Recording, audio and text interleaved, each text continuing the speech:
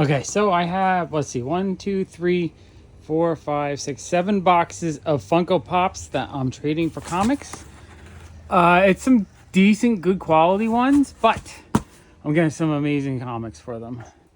So I'm waiting for the comics to be delivered, and we're gonna make a trade for Pops.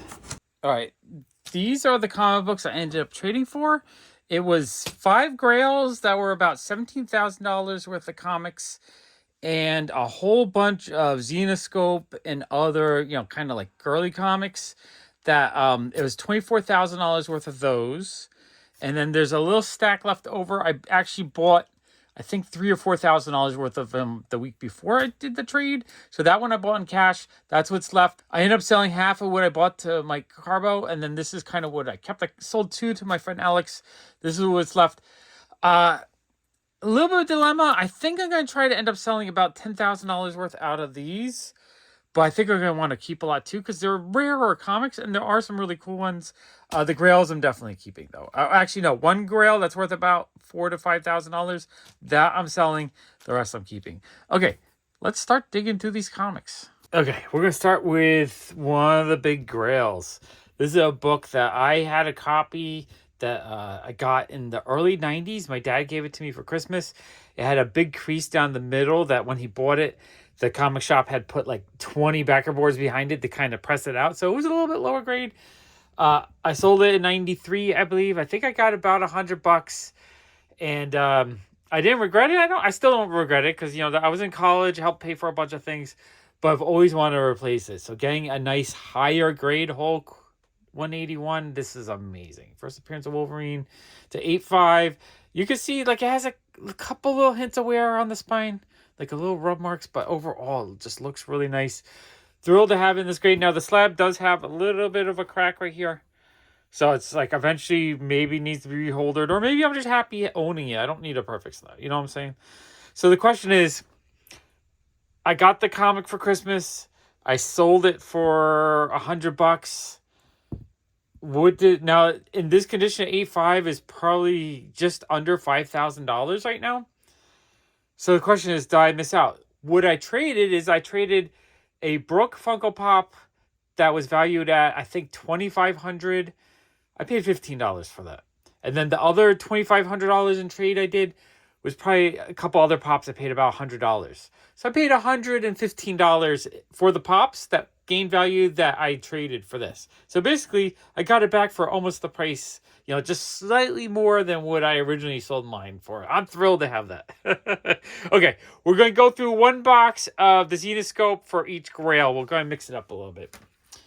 Okay, so the next book we have is, let's see, a Grimm Fairy's Tale 2014 swimsuit special. This one is signed by Elias Chazodis. I'm not 100% sure how you say that.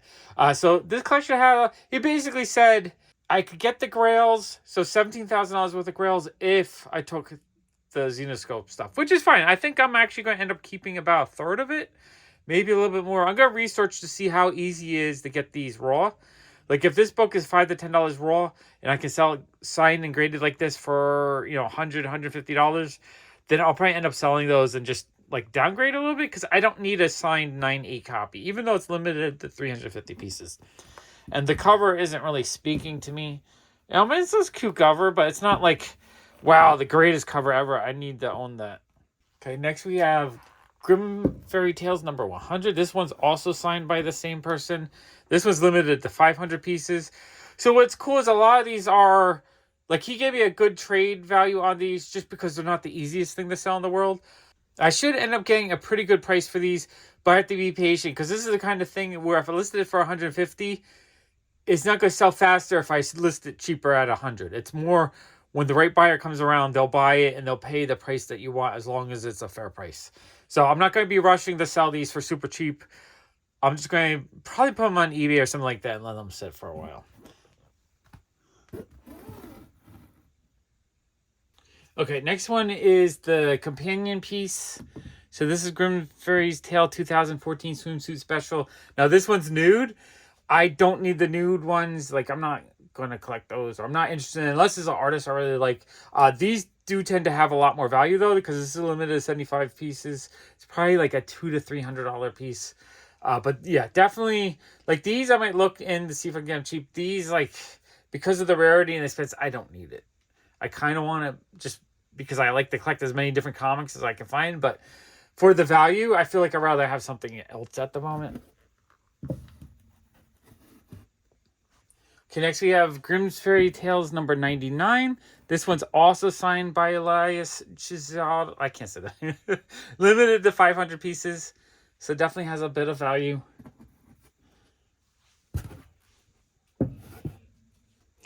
Okay, looks like we have a duplicate of that one. I think that's a duplicate. Yeah, pretty sure that's the same exact one. So duplicates make it even easier for me to make the decision, because there's no need for me to have two of these. Okay, next we have Grimm's Fairy Tales Presents Wonderland number 25. This one's signed by the same artist. It is a 9.9 though, so it's a slightly more valuable book.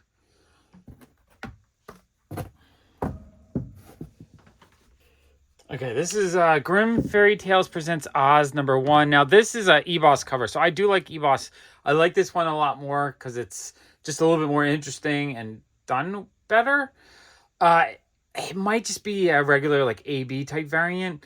It's not a limited variant, so I don't know how hard it is to get. If I can get a raw copy for $10 and I can sell this one for like over 100, I'll probably end up selling it. I don't need to have every issue that he did autographed. Okay, we have Grimm Fairy Tales Presents Warlord of Oz number 5. Kind of a cute cover. Signed by Elias Chazoidis. Again, I can't say the name. I like that one, but again, I'm going to look at it. If I can get one raw cheaper for like $10, I'd rather have that. Just because at 9.9, people will pay a little bit of a premium for that. Okay, we have a Grimm Tales of Terror number 1. That one's actually pretty cool looking. That one's signed by Mike Crom and Ula Moss. It's a 9.9. That one, like, kind of speaks to me a bit more. Like, I like more like that. I like that kind the most, just because I like the artist. That one's pretty cool. This one's okay. Okay, we have Grimm Fairy Tale Presents Wonderland number 6. That's a really cute EBOS Christmas cover. That one I actually really like. I think that one I'll probably end up keeping, even though I think that one has a bit more value to it. That might be in like the $300-ish range. That one is really cool. I love that one. Next one we have Grimm's Fairy Tales April Fool's Edition. This one's also signed by EBOS. I mean, that one's more of a nude one, but I kind of still like it. I like the Pinocchio. I like the theme of it, and I do like EBOS covers. So that one's kind of awesome. Okay, we have Grimm's Fairy Tales Giant Size 2012. Another EBOS cover signed by him. I don't like that one as much, so I might end up selling it. I might end up selling all of them and just see if I can get it again cheaper. Because honestly, if it's 9.8 signed, 300, but raw I can get for like 20 or 30, I would like to just have the comic. I don't need to have, you know, the most awesome, perfect version of it.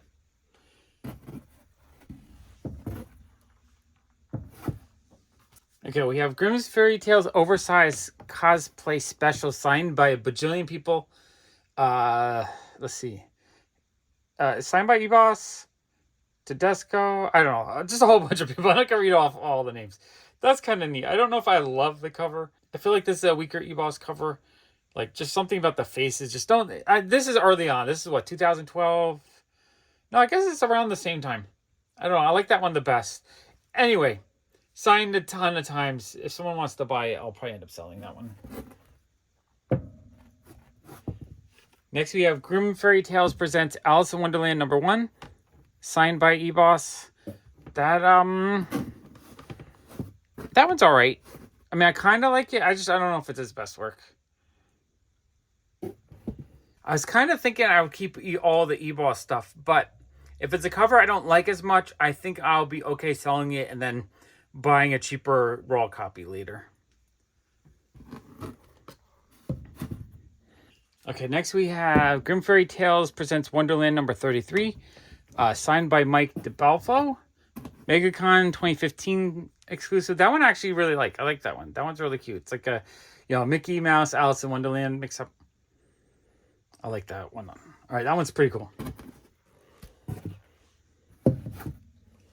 Okay, next we have Grim Fairy Tales presents Oz #4, like a sexy version of the Wicked Witch. It's a Jamie Tyndall cover, and this one is signed by Jamie Tyndall. That one's actually really, really cool. That one I think I want to keep. I really like that one.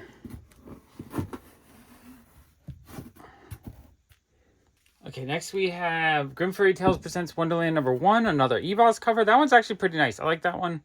That one is also signed by him. Just a C cover, so I don't think it's as limited. I'm not 100% sure of the value. I think these ones are a little bit cheaper just because they're easier to get. So again, that might be something where I sell it for maybe $100 and I get a ungraded version that looks in decent shape for like $10, $15. That's why I think I'm going to end up doing is I'm going to downgrade as many of these as I can and sell most of them. Or at least the ones I decide I want to keep. Okay, we got Grim Fairy Tales Unleashed #0. This one's signed by Jamie Tyndall. That one's actually really nice. That's a Phoenix Comic-Con exclusive. That one is also a possible keeper. It is a gem mint 10. You don't see those too often. Okay, next we have Grim Fairy Tales Unleashed #1. This one is signed by EVOS. So there's another EVOS one. This is one of those naughty ones that's fully naked. So this one is actually probably a $300 plus issue. These tend to be super low print runs and pretty expensive, and it's a gem mint 10. That one I can't, if I can get $300-400 for that one, I don't think I can hold on to that one. That's one I think I would have to sell. I don't know. It's going to be a tough decision because it's not like I absolutely love it, but I do like his work. I do tend to collect certain artists and just try to get everything they've done. Okay, and then here's the nice version. It's still, a sexy cover, but it's not full nude. Again, it's a EVOS cover signed by him, so it has some value, probably $250-ish. Okay, next we have Grim Fairy Tales presents Oz #1. This one's signed by EVOS and Nay Rufina. I'm not sure if I'm saying that right. That's a retailer incentive cover, so kind of a rare cover. 9.9. The back cover is pretty dope, though. I might end up keeping that one just because it looks cool. Neat. Okay, next we have Grim Fairy Tales presents Robin Hood #4. Elias Chezoidis. I don't know if I'm saying that right. Every time I say the name, I'm not saying that right. It's a VIP edition, so I think those are pretty low print run. Cool book. It's not Call My Name, so not one I think I need to keep. Next, we have Grim Fairy Tales presents Alice in Wonderland #5. That's a cute cover. I do like the Alice in Wonderland theme stuff. This one's a 9.9, pretty high grade, signed by Alex Garza. That's actually pretty cool. I'll be on the fence on all of these. I think this is one of the ones I'll be on the fence on. We have Grim Fairy Tales presents Wonderland #10. That's, signed by Raven Gregory and Ralph Tedesco. It's a Phoenix Comic-Con exclusive 9.9. That one's okay. Not in love with that one. Next, we have Grim Fairy Tales, The Dream Eater Saga #1. That one's got a whole bunch of, let's see. That one has a bunch of signatures. Raven Gregory, EVOS, Nair, so 3 signatures. That one's actually pretty cool. I think, I feel like it's an EVOS cover. I have to double check. I think that's actually a pretty cool cover, though. Okay, we have Grim Fairy Tales presents Alice in Wonderland #1. Let's see, it's signed by Mike DeBalfo and Naya Rafina. So it's a Blue Rainbow exclusive Virgin cover. I'm pretty cool. I don't like that one. It's not calling my name, so I don't think I need to keep that one. Okay, next we have Grim Universe #4. It's an EVOS cover. That one's actually kind of nice. I like that one. This one's signed by EVOS and Naya Rafina. It's a Black Diamond exclusive. That one I think I'm going to keep just because I like that one a bit more. And it's a 9.9. Maybe I'll downgrade it. I got research because if I can get like a couple $100 for it and then I can get a raw copy unsigned for $10, $20, maybe I'll do that so I can still have it without, locking up that much value. feel like I'm repeating myself a bit, but it's a struggle sometimes when you get a cool collection of stuff that you kind of like, you kind of want to keep, but you also kind of want to sell it. And it's not like I spent money on this. I traded Funko Pops for this collection, so I'm not in a rush to get rid of it. So we have Grimm Fairy Tales, Myth and Legends number 25. This one's signed by Ebos, Rufino, and Raven Gregory. Diamond exclusive, or Black Diamond exclusive, 9.9. Okay, next we have the Grimm Fairy Tales Genesis Heroes Reborn, New York Comic Con, 2016 exclusive, signed by Mike DeBalfo. It's a cute cover. So, like, this is the kind of book I would like to have, maybe spend $15 for in the collection. I don't think I need to have it signed and graded and slabbed and all that. Next one, we have Grimm Fairy Tales Giant Size. This one is signed by Elias Chizoidis, Pat Shand, Ralph Tedesco, and Raven Gregory. So a quadruple signed, 2013 New York Comic Con exclusive, and it's a 9.9. That's pretty cool. I don't think I need to have that one, although I do kind of like the New York theme. In general, I don't need naked covers. I do like the New York theme, though, so I'm a little bit torn on that one. Okay, next we have Grimm Fairy Tales number 100. This is the retailer incentive exclusive, and it's signed by Elias Chazoidis. Someone can correct me how I'm saying that. That one I don't think I need to keep. Okay, we have Naughty and Nice number 4. Another nude cover. This is, signed by Ebos, Nea Rufina, and Murat Michaels. It's a bondage cover, so there's going to be some collectors that will want this. And it, it's probably like a $250 book. Maybe a little bit more. That's cool. I don't think I need to own it, though. All right. Naughty and Nice number 3. This one is signed by Ebos and Murat Michaels. This is the Nice edition, so there's probably another Naughty one floating around. I kind of like this one. This one I'm going to debate on keeping. Not sure how limited it is. I'm guessing it's worth at least $100. We have Naughty and Nice number 1. I feel like with all the censoring, you're not seeing the covers. It's all right, though. I can't show them. Let's see. We have Mike DeValfo, Murat Michaels, and Nea Rufina signed. That's kind of a fun cover. Oh, it's limited to 100 pieces, too. It's a low print run. Some like that I might end up keeping just because it might be really hard to get it again. Okay, and then the last book in the first box is Grimm Fairy Tales Genesis Heroes Reborn. This one's signed by Mike DeBalfo. Limited edition to 500 New York Comic Con exclusive. Okay, first box is fun. Let's go look at another Grail. The next Grail is X-Men 101. The first appearance of Phoenix in the 9.8. Wow, that's a beautiful copy. I love this key issue. This is one of my all-time favorite key issues. I have 2, I think, in... They're ungraded, but I think they're in like the 7.0, 8.0 range for the pair. And then I think I have a low-grade one, like a 2.0.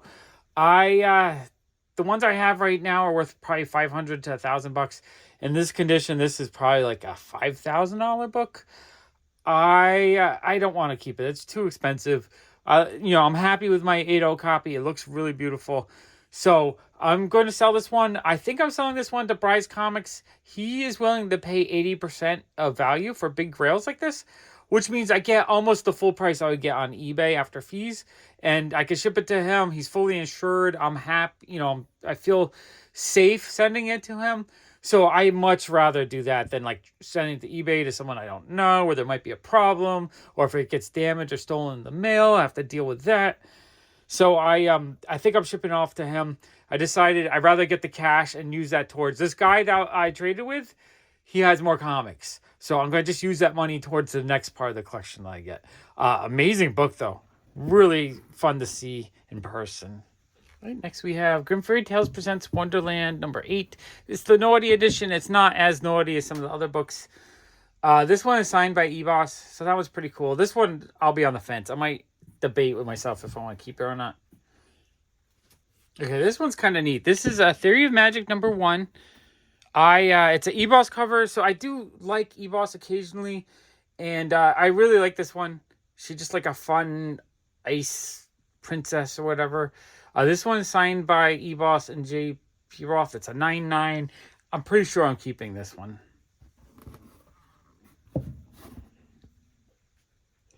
Okay, next we have Lady Death number 0, the Naughty edition. This one is, let's see, signed by Brian Paluto, Ebos, and Nay Rafina. It's limited to 99. This one I think I'm going to keep because I do really like Lady Death, and it's a pretty cool looking cover. So, limited to 99. I don't think I'll be able to find that one again. So that one, just because of the rarity, I think I'm keeping that one. Okay, we have another really cool Lady Death one. We have Lady Death Judgment War number 1. This one's signed by Brian Paluto and Mike DeBelfo. This one's limited to 88. So again, because of its limited nature, it'd be very hard for me to find this one again. So I think that one I am keeping as well, because I do collect Lady Death. The good news for my wallet, though, is that there was 2 copies. That one, I think that one, the signature might look slightly better. So that's number 70. I might keep that one, 76, because that's the year I was born. So I'll probably keep that one and I'll sell that one. So having 2 is good. Okay, next we have Hit List number 3, 9.8, signed by Elias C.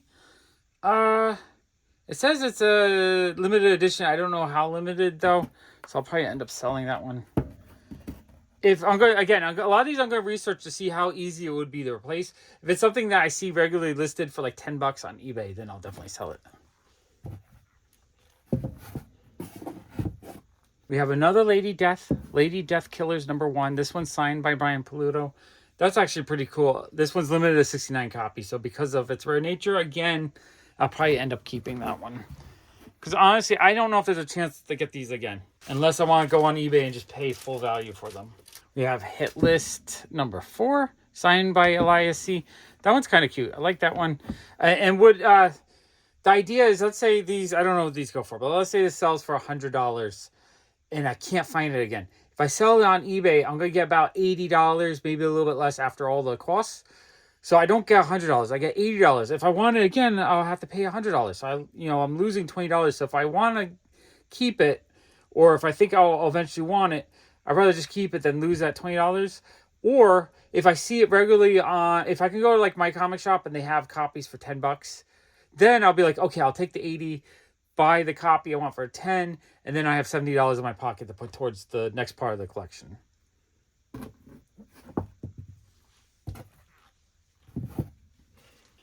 Next we have Lady Death Tribulation number 1. The let's see, Phoenix Comic-Con sketch cover signed by Brian Paluto and Mike DeBelfo. That's limited to 99. Again, I'll probably end up keeping it just because of the rarity. Pretty cool.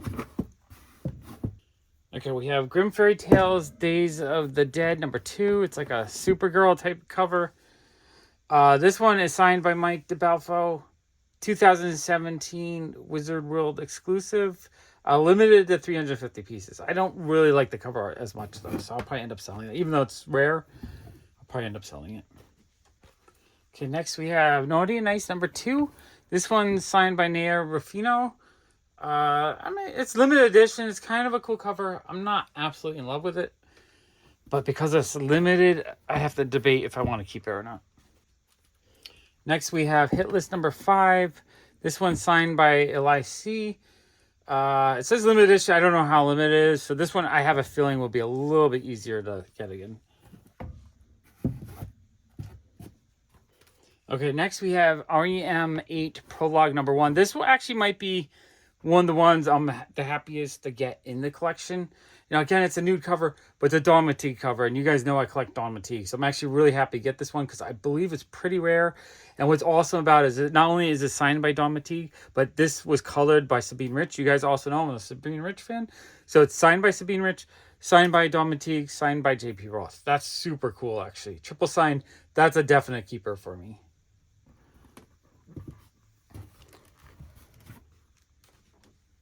Next, we have Robin Hood, I Love New York, number 1, signed by Jamie Tyndall. That one's kind of cool. I do like Jamie Tyndall covers. It might, well, it says it's the Great Philly Comic-Con exclusive, but it might be one that's not super hard to get. So I'll be able to get it again in the future. So I might end up selling that one.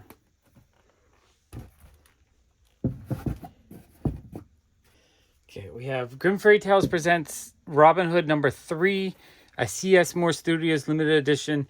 I think it's kind of a cute cover. It's not signed or anything. It's a Gem 10 though. That's a pretty cool actually. I think I'll end up keeping it just because I think it's cute and I don't think it's super expensive. I think I had it marked at like 80 to 100 bucks. Here, oh, it's limited to 100 copies, so it is a pretty low print run. So yeah, I think I'll end up keeping that one. Okay, we have Lady Death Dark Millennium #2. Let's see. It's a 9.4 because it's lower grade. I have a feeling this one's pretty cheap. I don't know how limited it is, so that one I'll probably just sell because I could probably get a raw copy for under 10 bucks.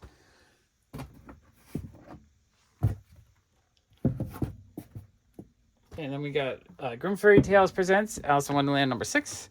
This one is signed by Raven Gregory. It's a Virgin variant, so it might be limited to 500 copies. So it's pretty limited. That one I'll have to debate a little bit. Okay, we have Grim Fairy Tales presents Robin Hood Wanted #3, San Diego Comic-Con exclusive, signed by E-Boss and Nay Ruffino. I think this is an expensive book. This is like a $400 to $500 book. It's a 9.9. I do like E-Boss, but I think I will sell this one just because it's a little bit too nude for me. I really don't need pornographic comics. I'm okay with like, kind of erotic, cute. Like that level is okay. That's a little bit pushing the envelope a little bit too much for me. Plus $450 can get me into a really nice Silver Age book. Okay, next we have Grim Fairy Tales #107, signed by Michael Dooney. I do like Grim Fairy Tale books in general, and I would like to collect them all. I just feel like $450, if I can just get like a raw copy with maybe like a spine tick right there, still looks nice, but it's not quite mint, and I can get that for like 50 bucks. I think I'd much rather have that, because the thing is, stuff like this, I don't expect it to have long-term value gain, right? It might gain some value. Like if E-Boss goes through a run where people go absolutely crazy on his books, this is the kind of book, this is the Grail level kind of book that will gain value. But in 10 years, there's nothing, this is generic. It's just a naked lady. There's nothing about it other than a decent artist did it that gives it value. So because of that, I think it'll remain around the same price. Maybe it doubles in value in the next 10 years, but it's not like the kind of thing that I am worried that I'm going to miss out. So I'd rather not lock $450 into that. I'd rather put $50 into it and put the $400 into something that would hold long-term, that will really jump in value, that later on I can sell, trade, or do something. Like the Funko Pops to trade for this collection, that's all stuff I paid $10, $15. I was selling for $200, $300. I got 10 times my money in trade almost.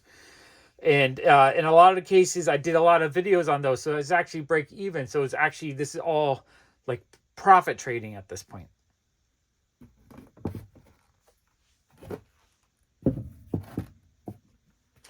Okay, next we have Grim Fairy Tales presents Robin Hood #1. A really fun Jamie Tyndall cover. I actually really like that one, and this one's signed by him, so that's a possible keep. Again, unless I can find an upgrade for it. Or a downgrade, I mean. Because I don't need a 9.9, right? A raw copy unsigned for 20 bucks is good enough for me. Especially because that's like a $200 to $300 book. We have a Lady Death #1. The original series, these are very high print, so a 9.4 has a little bit of value, but it's not like, it's got the old label.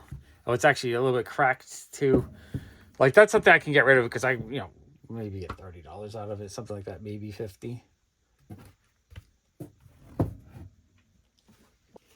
Okay, this is another one I'm actually really excited to get. It's a Rem 8 #1.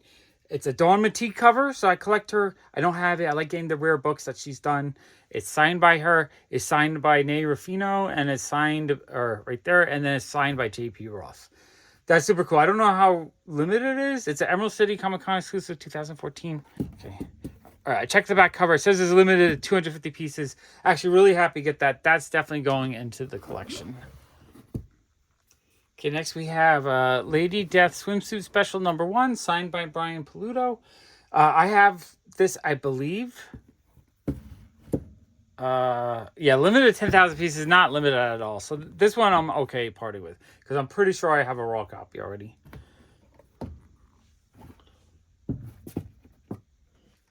Next, we have Lady Death Icon #1. This one's signed by Mike DiBalfo and Brian Paluto. Limited to 88. That's super cool. Another rare Lady Death book. That one's going into the PC. Okay, next we have Hit List #2, signed by Elias C. It says limited edition. Don't know how limited it is. Doesn't say on the back. I mean, I kind of like the cover. I feel like that's one I can try to track down raw, though. I don't need to have it graded and signed. I don't like it enough to really want a high grade one like that. Okay, next we have Hit List #1. This one is, quadruple signed. Elias C., Pat Shand, Ralph Tedesco, and Raven Gregory. That's super cool. Limited edition. It doesn't say the number. Again, not super in love with the cover, so that's one. If I can get a raw copy for like $10, I will downgrade it. Okay, this is it's a qualified grade because it's before they actually verified signatures at CGC. It's old. They probably graded this years ago. So this is a lingerie Lady Death #1. Let's see. I don't think the issue itself is limited edition. I think the ones that they had signed was limited edition. And it does have the original certificate that says it was signed by, Brian Paluto and Mike Wolfer. So it is signed, but it's not verified signed. So whoever gets it would probably want to send it in again. And it looks like it's actually sketched on there as well. So that's actually kind of cool. That probably has some value. It's just one of those things where to get that value, you might have to switch it over and get it re-verified. Okay, we have another nude cover, Dead Poo 1.2. It is limited, 18 out of 125. It's pre-limited. It's an EBOS cover. I actually really like all the detail and the lace and stuff. So this one I might consider keeping. But again, I don't really like to collect pure nude covers. I like to get covers that are a little bit more artistic. I do kind of like this one, though. Pretty cool. And it's a 99, so it probably has a bit of value to it. Okay, next we have Lady Death versus War Angel #1. It's a sketch cover with a sketch by, I'm guessing, Mike Wolfer, possibly. Although it says Matt written on the cover. So I'm not 100% sure the artist. I don't know if it has much value. I didn't consider it super valuable when I was trying to figure out what everything was worth. But, someone might be willing to pay $100 plus for that. I just have to figure out who the artist is.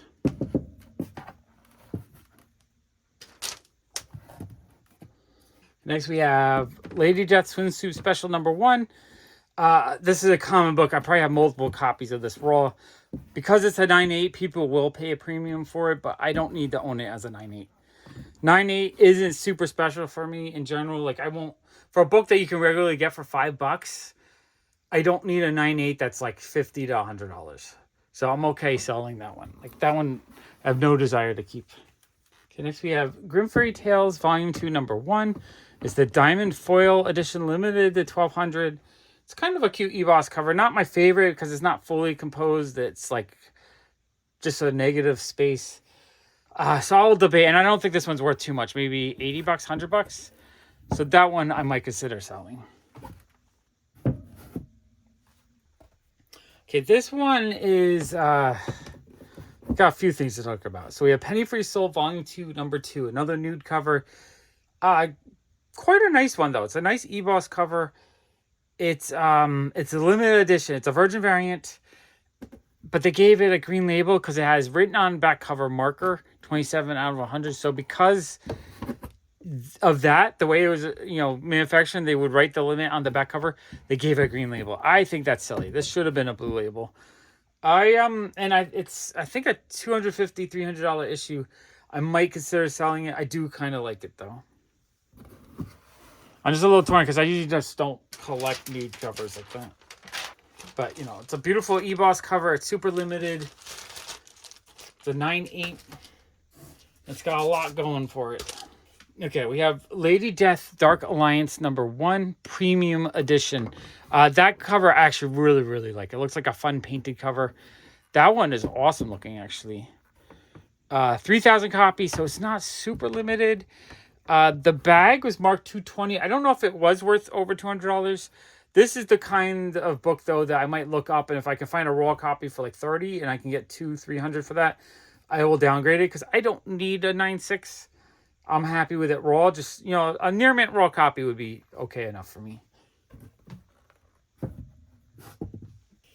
Okay, now this one, Lady Death Limited Series number 1 is Chromium Edition. It's restored 9.6. I gotta figure out, it says there's a slight amount of color touch, so I suspect somewhere on the chrome there's a marker or something on it that could easily be removed with rubbing alcohol, and it's not actually technically like it's restored, but not really. I think that's a silly purple label on that one. That one I'll sell, though. I don't need to have restored copies of Lady Death number 1. I probably have a stack of 20 of these already. Not graded, just raw. And then we have another copy. Is this something they regularly, maybe like the whole manufacturer run, they decided to put a marker on a small spot over and over again, like a manufacturer floor or something? I'm not 100% sure. It's just weird to have 296 come back with restoration. All right, let's look at another Grail.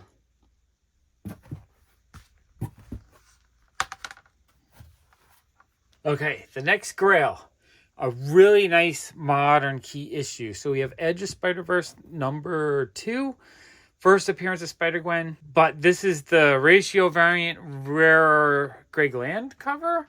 So this is the one you just cannot find.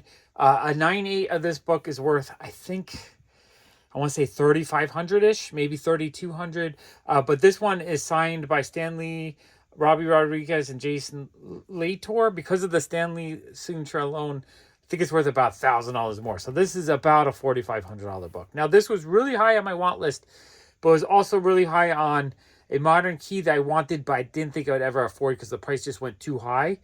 Like when I first wanted it, it was like $100. I don't want to spend $100. $4,500 for a book like this, that seems a little crazy to me. But because I traded for it, I'm actually really happy. So I have it. I didn't have to lay out the money. I got it for a lot cheaper than $4,500 because what I paid that I traded for it was a lot less. You know, I just had to let it ripen for a while. So like what I bought instead of this back in the day ended up gaining value to cover this. Now he said that he thinks he has another one to sell that's not signed. So that one, if I get that one from him, I might keep that one and sell the signed one because I don't need the Stan Lee signature. I just want the book. I'd rather have the $3,500 unsigned version than the $4,500 signed version. Either way, I am thrilled to add that to my collection. Really nice modern key issue. The only one that would be higher than that is that first Miles Morales Dvorak. Is that how you say his name? Really bad with names. That's the only one that I would want more than that, but that's what, $10,000 book, $8,000 book? I'm kind of hoping he digs that out of the collection I'm buying.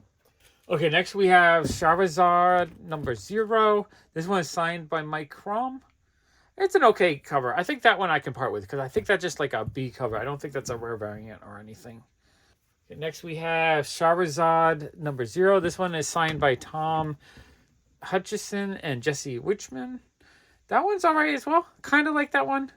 Don't love it, but you know, again, I'm gonna research it. If I think I can replace it with a raw copy relatively cheaply, I'll probably just do that.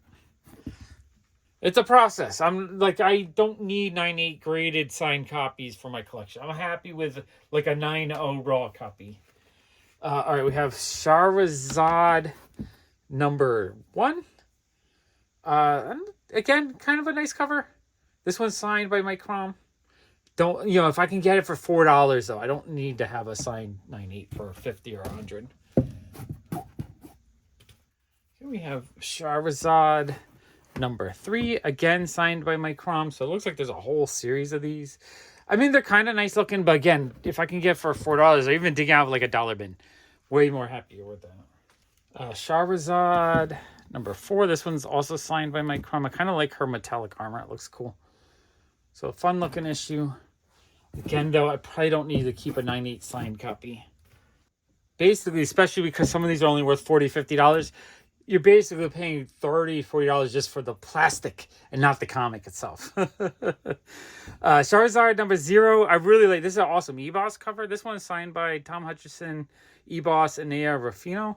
This one I actually really like. I like the way she looks. She's like a badass warrior babe with all kinds of like weapons and stuff. That one I might actually end up keeping. Oh, and that's a 9.9 too. So that's like It's a, oh, and it's also a C2E2. So that's like a better looking cover, probably a rarer one, harder to find. So that's one I'm more likely to want to keep. Okay, this one is really cool. We have a Charizard number 0, but this is a Natalie Sanders one. I love Natalie Sanders covers. Definitely one I want to add to my collection. This one's signed by Tom Hutchinson and Natalie Sanders. That one's definitely going in my collection. That's like not even a thought on that one because I've never seen this one before. And limited edition at 350. Yeah, definitely. A rare Natalie Sanders. Chance of me finding one again, probably low. It's also a 9.9. That is really cool.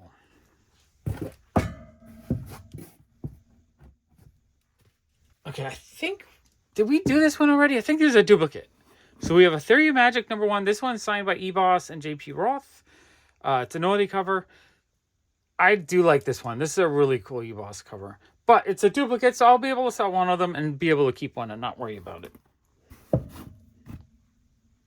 Okay, and then we have Theory of Magic. This is, I guess, the nice variant. Yeah, that's his naughty edition. So this is a nice one. So she's not as naked.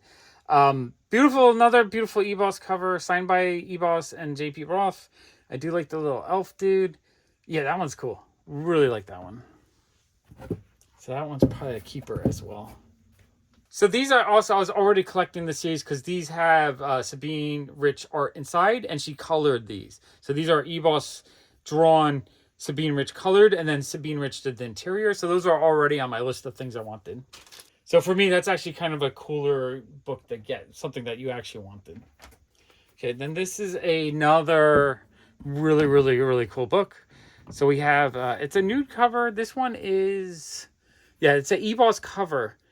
But this one is signed by E-Boss, JB Roth, Dawn Matig, and Sabine Rich, and Nay Raffini. It's 5 times signed. 2, artists that I really enjoy collecting. E-Boss I like as well. That is a really, really cool book. That one I'm definitely keeping. And that one I'm assuming is relatively limited. Yeah, 250 copies. So rare book, 9.9. Super high grade. Amazing. Okay, we have a Wonderland Clash of Queens number 3. This one's signed by Elias C.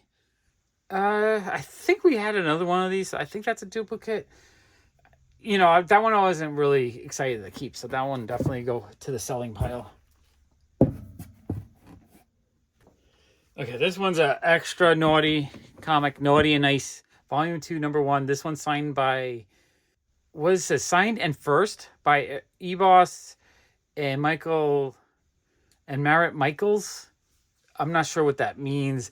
This one, I don't need to keep this one. This one is just too pornographic. Don't need it. Someone else can get it. And I think that one is semi-expensive. Okay, and then we have Naughty and Nice, Volume 2, number 1. Also naughty. This one doesn't look quite as naughty as that one, but these actually go together. So it's actually like a girl's like that, kind of. She's basically dripping wax down. I think there's an even more naughty version of that. This book is also probably worth a few $100. I'm okay selling that one. Why does it say first? Signed and first by. I don't is this the very first issue? I'm very confused by that. Okay, and then we have Naughty and Nice, Volume 2, number 1. So that's the nice version of that. So she's not as, it's still an erotic pose, but not as naughty. It is a Gem Mint 10, though. Someone wants a Gem Mint 10. There's one. Okay, and then we have Naughty and Nice, Volume 2, number 1. The nice version. Also a Gem Mint 10, signed by E-Boss and Marat Michaels. It's kind of a cute cover. Like that one I'm more likely to add to my collection than the naked one. Okay, this one definitely would go into my collection. So we have Charizard number 0. This one is signed by Tom Hutchinson, J. Scott Campbell, and Nay Raffino. It's a J. Scott Campbell cover. I do like J. Scott Campbell stuff. So it's a rare J. Scott Campbell book. Limited edition at 350, so pretty limited. So yeah, that one's going into the PC. I do collect signed J. Scott Campbell books when I can for a good price. So I'm actually happy to add that to the collection. Next, we have Grim Fairy Tales number 83, a nice Jamie Tyndall cover. That one is signed by Jamie Tyndall. Let's see, it's a WonderCon exclusive. How limited is it? Doesn't say how limited it is, but I'm assuming that one's semi-limited. So that's pretty cool. Then we have Charizard number 2. This one's signed by Mike Crum. Another kind of cheaper book. That one I'm okay parting with. We have Charizard number 4. Now this one's a little bit cooler to me because it's another J. Scott Campbell book. Probably not a super expensive book of his, but it's signed by J. Scott Campbell, Nate Ruffino, and Tom Hutchison. It's a 9/8. So that one I'll actually probably add to my J. Scott Campbell collection.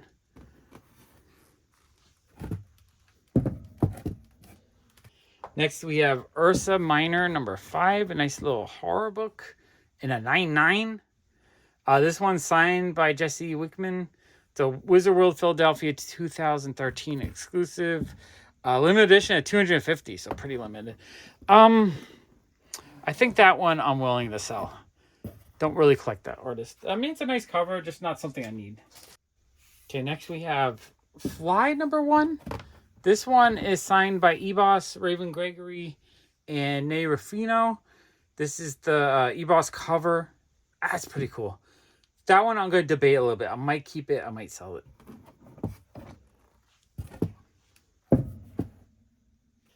Next, we have Realm War Age of Darkness number 12. It's a New York Comic Con exclusive limited edition of 500. It's a Eboss cover, and it's signed by Eboss and Nate Ruffino. That's cool. I think this one I'm willing to part with because I don't absolutely love it. Do like Eboss, like I've said, but I'm not in love with that cover. Then we have the naughty version of that cover. This is also signed by Eboss and Nate Ruffino. 2015 New York Comic Con cosplay cover. I think I'm willing to part with that one as well. We got Realm War Age of Darkness number 9.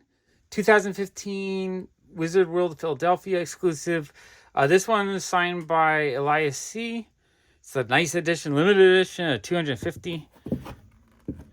Like some of these are super limited like that. I think, do I keep it? Do I sell it? Not 100% sure. I think I'll end up selling it, but again, I'm going to research it to see if I can replace it with a cheaper version. And even if I do replace them with a cheaper version, it might not even be right away. It might be down the road. I'll try to find a collection of issues that has it. Okay, we have Realm War Age of Darkness number 6. This one's signed by Elias C. Wizard World 2015 exclusive. Kind of a cute cover, but again, I think I can part with that one. And the question is, where do I part with them? Because I don't really sell slabs that often, so do I put them in my shop, claim sale, whatnot show? I am not sure. Okay, we have Grim Fairy Tales number 70, Emerald City Comic Con 2012 exclusive. I don't see a limited number on it. No, I don't see a limited number. This one is signed by Ralph Tedesco and Mike DeBalfo. It's a nice cover. I do like that she's got an umbrella, and I do like raining covers, so I might end up keeping that one. I like the themes on that one. Okay, next we have Grim Fairy Tales Return to Wonderland number 3. I actually really like that cover. She's got that wicker chair that was famous in the 70s that so many like album covers and celebrities would take pictures in. A limited edition of 1,000 signed by Billy Tucci. He signed it in 2007. That's an old label. I think I might end up keeping that one because I really like that cover. That's actually a great cover.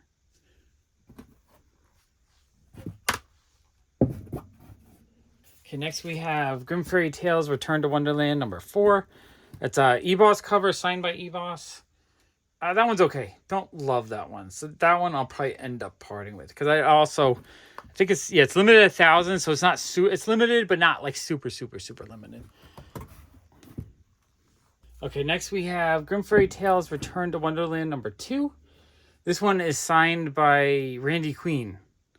I don't know. It's kind of a fun cover. I like it's like a Cheshire Cat, like Bigfoot kind of look, kind of a monster.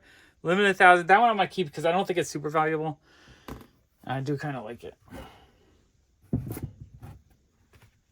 Okay, next we have Grim Fairy Tales Presents Oz #1. This one's signed by eBoss. I think this is actually a duplicate. I think we have, or maybe the other one was a wraparound cover, and this is just the regular cover. That I'll have to look at. All right, but that's pretty cool. Okay, next we have Grim Fairy Tales Annual #1. It's an eBoss cover. It's a Philadelphia Comic-Con exclusive from 2012. It's a nice cover. I actually really like the cover. I kind of wish he didn't go full nudity on this. So maybe there's a nice version that I might want to get. This one I might be on the fence on keeping though. I kind of really like that one.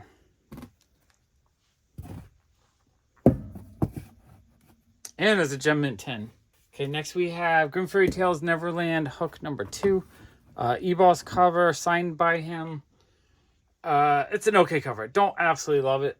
It's not as it's my butt. Limited 100 copies though. That one I might consider keeping just because of how rare it is. Next we have Charizard #5. Mike DeBalfo cover signed by Mike DeBalfo, 2014 C2E2 exclusive. I do really like mermaid covers, so I'll probably end up keeping that one. I think this one is kind of a cheaper one. In a 99. Okay, and then we have Charizard #0 signed by Mike DeBalfo, Nea Rufino, and Tom Hutchinson. It's a 2013 C2E2 exclusive. I actually really like the cover. I like cute girl dinosaur covers like that. So that one I think I'm going to keep because I think the value on that is relatively low. Okay, so that's all the ones in that box. Let's look at another Grail. Okay, the next Grail I got in the collection was Amazing Spider-Man #700. I'm actually really excited to pick this up. I wanted it when it first came out. I think it was a 1:200 ratio, so it was a rare issue. I remember when it came out, it was very desirable and it immediately jumped up pretty high. But this one is signed by Stan Lee and Humberto Ramos. So this is, I think, normally probably like an $800-900 book. Because of the signature, it's probably like a $1,500 plus. Pretty cool book. I'm actually really happy to get that. That's one that I've always wanted, but I didn't think I would pick up because of the price. So trading for it was amazing. I'm actually really happy to get that. Okay, now back to the Zenescope books. We got Grim Fairy Tales #62, a blank sketch variant. What's really cool is it has original eBoss sketch on it, plus he signed it. That is really cool. I don't know the value. I think it's worth at least $100-200. It could be worth more than that, just because it's an original work of art from eBoss. That's actually really cool. That's a definite keeper for me because that's a one-of-a-kind. Okay, next we have Grim Fairy Tales Presents Alice in Wonderland #1. This one is signed by Mike DeBalfo. Let's see, it's the ComicCentral.com Nice Edition. So it's another nice Alice in Wonderland cover. Not sure. Limited to 500 copies. So it is a pretty limited issue. That is cool. That one I think I'm willing to part with though. Okay, next book is Naughty and Nice #3. It's a sketch variant. Let's see. It looks like it's limited to 100 pieces. It's signed by eBoss and Murat Michaels. It looks like his marker was drying out a little bit. So not the best signatures on there. I do like eBoss stuff, but again, it's a nude cover, so I might part with that one. That's not necessarily one I need to keep. All right, next we have Grim Fairy Tales Presents Code Red #4. This one was signed by Michael Dooney. It's a Wizard World Sacramento 2014 exclusive. A pretty cute cover. Not necessarily one I need to keep. All right, next is Grim Fairy Tales #87. It's a Black Diamond edition exclusive, a 99 mint condition, so high grade. Signed by eBoss and Ney Rufino. Pretty cool cover. I don't know if it's my favorite cover by him or one that I really like. It's an okay eBoss cover. I don't think it's one I need to keep.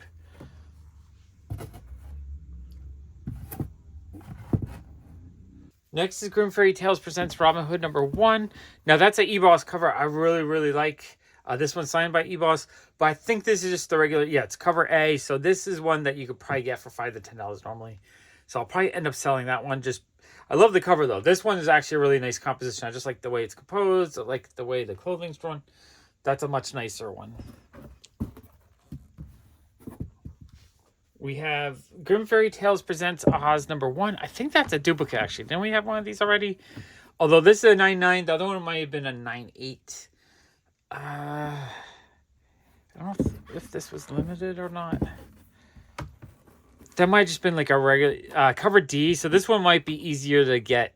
That's not, you know, it might not have one that's a high price. It might be something I can buy raw for $5. So that's one I'll probably end up selling. I don't really need the rare, expensive versions of these. I'm happily okay with a $5 raw copy that's in pretty decent shape. All right, this one's cool. This one will probably go into the PC. It's Grim Fairy Tales Presents Oz #1. It's a J. Scott Campbell cover. I do collect J. Scott Campbell stuff. And it's a 99, so pretty high grade. And it's signed by J. Scott Campbell and Nate Ruffino. Although it is a cover A, you know what? If it is one I can get for like $5, $10, I might actually just get the cheaper version and sell this version. Because this version is going to have a little bit of value to it. Okay, next we have Grim Fairy Tales Presents Oz #1. Now, I do really like that cover. I think that's a great EBOS cover. Is that a duplicate? That one we might have done already. And it's a cover C. So it might not be. So this might also be one that if I can find a cheaper version, I'll probably end up, like, a lot cheaper. As in, the signed one is probably like 100 something. If I can get the cover C unsigned, regular, raw, near mint condition, very fine plus for like $5, then I'll sell this one. I rather, you know, I like having the issue. I don't need to have it in such an expensive version.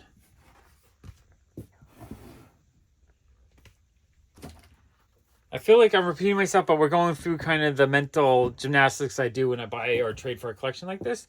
They kind of figure out what I want to keep, what I don't want to. So I'm trying to be as transparent of how I'm thinking or what my thoughts are on each of these issues. So we have Grim Fairy Tales #100. This one is signed by Elias Chazoidis. I'm so bad with names. Cover G. I don't know if this is a rare cover or not. So again, if I can find a cheaper version, I'll get the cheaper version. And it looks like we have a duplicate. Is the same exact one? Yeah, variant cover G. So that makes it easier.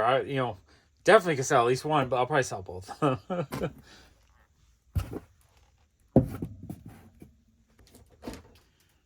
Okay, next we have Grim Tales of Terror #1. This one's signed by Michael Dooney. That one I actually really like the cover. It's the red carpet edition. Limited to 100. So again, you know, some of these, they might have printed 10,000 of, but something that is as limited as that, I might end up keeping that just because that's going to be a lot harder to replace. Or a lot harder to find a cheaper version. Okay, next we have Grim Fairy Tales Myths and Legends #1. This one is signed by Raven Gregory and Mike DeBalfo and Nate Ruffino. It's a amazing Arizona Comic-Con exclusive. I don't know if it's limited. I mean, it doesn't say there's a number on it. I'm assuming it's relatively limited, but I don't see if it's like one of 100 or one of 500, etc. Cute cover, though. I do like the cover. That one is a maybe. Maybe I'll sell it. Okay, next we have Grim Fairy Tales Presents Robin Hood Wanted #3. EBOS cover, signed by EBOS. San Diego Comic-Con exclusive. We saw the naughty version, so this is the less naughty version. I don't see a number on it, so I'm not sure how limited that is. That one I'm going to have to research. If it's hard to get, I might keep it. If it's not so hard, I'll sell it. Okay, next we have Grim Fairy Tales #18. 2007 Wizard World exclusive, so an older issue. It's an EBOS cover. It's actually a pretty decent early cover of his, signed by him. This one I might consider keeping. It's limited to 500. I bet it's a lot harder to find this. Next, we have Grim Fairy Tales Presents Wonderland #8. It's an EBOS cover signed by him. It's a 9.9. It's the Anastasia's Collectibles Nice Edition. Is there a limit number on here? Limited to 500 copies. So that one's a little bit rare. Pretty nice cover, though. I do like that one. Okay, next one we have Grim Universe #5. This one is signed by Mike Crum and Ula Amos. It's a Black Diamond edition, which I think means it's pretty limited. It doesn't say on there. I kind of like that one. I don't love it, but I don't hate it. I think it's pretty nice. Okay, I kind of like this one. We have Grim Fairy Tales number 110. It's an EBOS cover. It's for the Philadelphia Comic Con. So I like that as the Liberty Bell. So it's Philadelphia themed. It's a nice EBOS cover. It's a 99, so it's high grade, signed by him. That one's going to have some value to it. Limited to 500. That one I'm going to be on the fence because I kind of want to keep that one, but that one might be expensive. Next, we have Grim Fairy Tales presents Quest number 2. This one is signed by Mike Crum and Ula Amos. Let's see. I don't see if it's a limited number or not. Yeah, I'm not sure about that one. So that one, if I can get a cheap replacement, I would. If I can't, I might keep that one. Do these almost look like they would attach, but I don't think they attach to each other. I don't think, at least. Okay.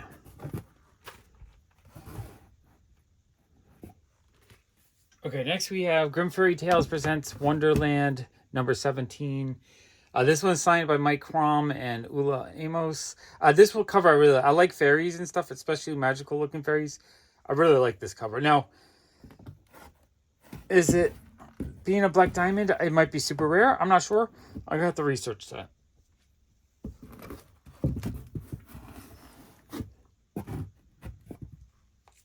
Next, we have Grim Fairy Tales presents Alice in Wonderland number 6. This one's signed by Raven Gregory. I mean, it's a cute, sexy cover. I'm sure someone would want this. Limited 100 copies. So I might keep this one because that one might be really, really hard to get again. When it comes to collecting comics, I collect comics that I love the covers first, but then sometimes I'll collect them if they're just really rare. I like rarity. For me, I'm a fan of rarity when it comes to comics. Okay, next we have Grim Fairy Tales presents Alice in Wonderland number 2. It's a Valentine's Day edition. It's signed by EBOS, so it definitely has some value.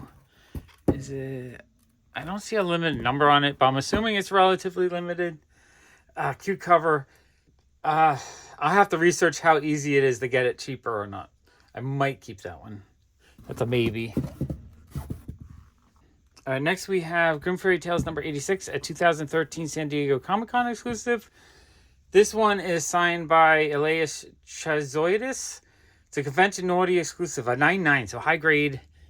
Let's see, I don't see a number on it, so I don't know if it's super limited, but I'm sure it has a bit of value to it. Okay, next we have Grim Fairy Tales presents Wonderland number 33, 2015 MegaCon exclusive. So she's kind of sexy, but she's dressed up with Mickey Mouse ears in the Magic Kingdom. I kind of like that. It's like a Disney theme to it. This one is a signature series, but it does not say who signed it. Interesting. Oh, that's weird. It doesn't have the signature listed. I'm guessing it's Mike DeBalfo. I'll have to look that up. But that's weird that it doesn't say who actually signed it. And it's limited to 250. Very low print run on that one.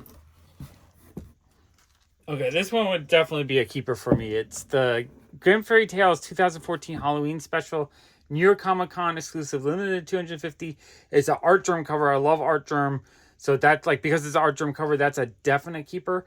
And it's signed by him. So it's a 9.9 signed by Stanley Lau. That is amazing. That's a really, really cool issue. Next, we have Grim Fairy Tales Holiday Edition number 3. It's signed by EBOS. It's an EBOS cover. I don't know if it's one of his better covers. I'm not in love with this cover. So this one, I think I'll be willing to part with. I have to realize I'm going to try to hit a goal of, I think, $10,000 worth out of the Zenescope stuff. And then based on that, that should be easy. And then after that, if there's any hard decisions, I'll make them then. But if I can hit that number pretty easily, then I'm not going to stress out as much. Okay, next we have Grim Fairy Tales presents Wonderland number 12, San Diego Comic-Con exclusive. This one's signed by Anthony Spey. I don't see a limit on the number. I'm assuming it's relatively rare. But that's okay. That one I can part with. Next we have Grim Fairy Tales presents Oz number 1. This is a San Diego Comic-Con exclusive. This one was signed by Elias Chazotis. I'm saying his name different each time. One of them will be correct. But I don't see a limited number, so I don't know how rare this one is. But that's one I can part with. Not in love with that one. Next, we have Grim Fairy Tales 2012 Annual Number 1. This one was signed by Anthony Spey and Jeff Balk. It says Project Comic-Con exclusive, but I don't see a limited number on it. This one I can part with. That's not one that I must own.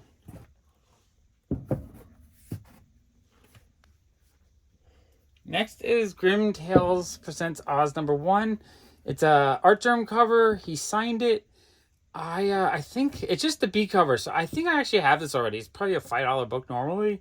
So I think this one I'd be willing to sell. Even though it's signed by art germ, it's not the best signature. So yeah, I think I can part with that one. Okay, next one we have Realm War Age of Darkness number 1. It's an EBOS cover signed by EBOS, a 9.9, so it's probably got a little bit of value. It's a red carpet edition, so I'm assuming it's relatively low print run. I'm not sure how low the print run is. This one I'm on the fence on. I might keep it, I might sell it. I'm not 100% sure yet. Okay, next we have Grim Fairy Tales number 101. It's signed by Elias Chazoidis. Limited to 500 pieces, so pretty low print run. It's got the Chicago theme. I like it, but I don't need to own this one. So that's one I will probably part with. Okay, next we have Grim Fairy Tales number 94. It's kind of a cute Red Riding Hood cover, VIP exclusive, signed by Elias Chazotis. I'm guessing the VIP edition is a pretty low print run. It doesn't have a number count on it, but I'm assuming that one's relatively rare.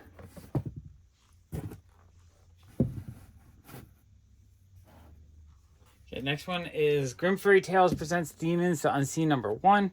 2013 San Diego Comic-Con exclusive, signed by Francesco. It's a fun sushi girl cover. That's cute, but I don't need it. That one I can part with. Okay, next we have Grim Fairy Tales number 68. It's signed by Raven Gregory. It's the St. Patty's Day Naughty edition. I'm not in love with this cover. I think it's just not done as well. So that one I'm okay parting with. Usually I like St. Patrick's Day related themes and stuff, but this one I don't love. Okay, and then the final one from this box, we have Grim Fairy Tales number 95. It's a VIP edition, signed by Elias Chazotis. It's a 9.9, so I think it has a bit of value, 150 bucks. Yeah, I think I can part with that one. Okay, let's get to the next Grail.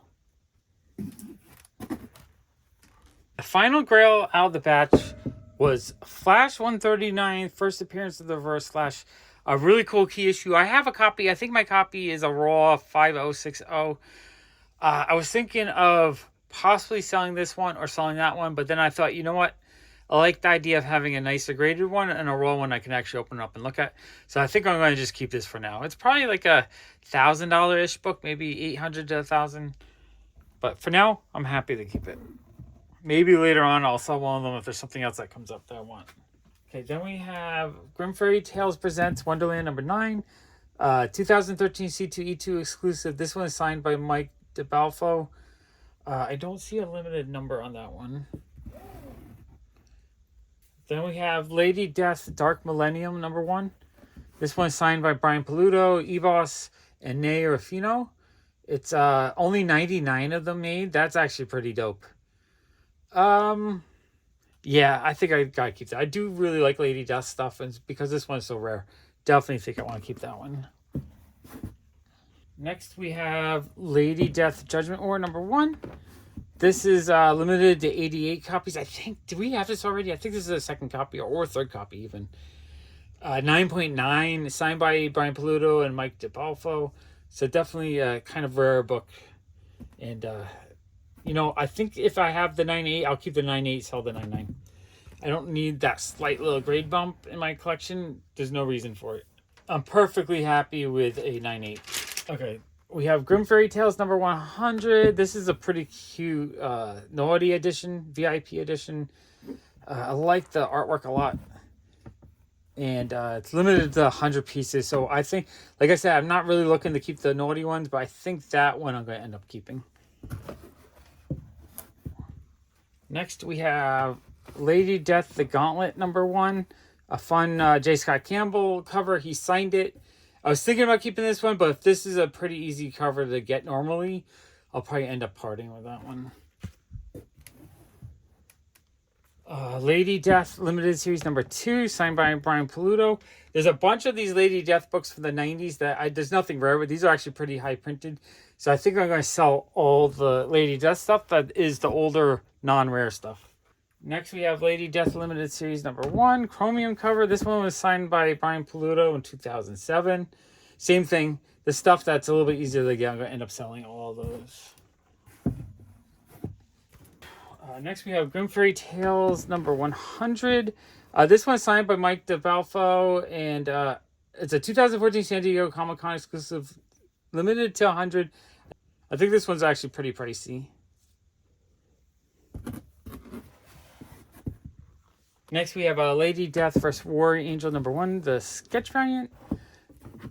This one was sketched by Matt Martin, so that's a certificate. I think these sketch ones, I'm going to sell all of them.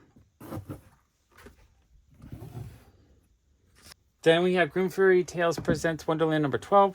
This one was signed by Anthony Spey. Let's see, it's the 2013 San Diego Comic-Con. I think the other one we got like this was a wraparound cover, so that's a different variant of that. Next, we have Grim Fairy Tales Presents Wonderland #15. This one is signed by Mike DeBalfo. It's a 2013 New York Comic Con.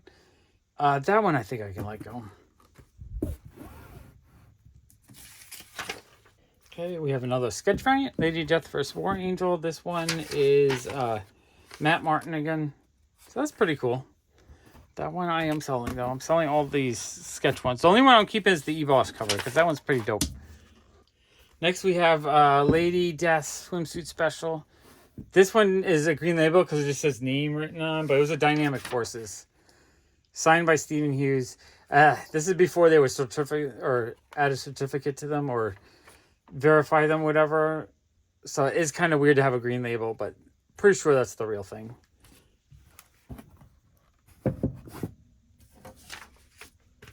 Next, we have Brian Paluto's Lady Death, Death Rising. This one, another certificate. Sean Shaw signed and sketched on. So that's pretty cool.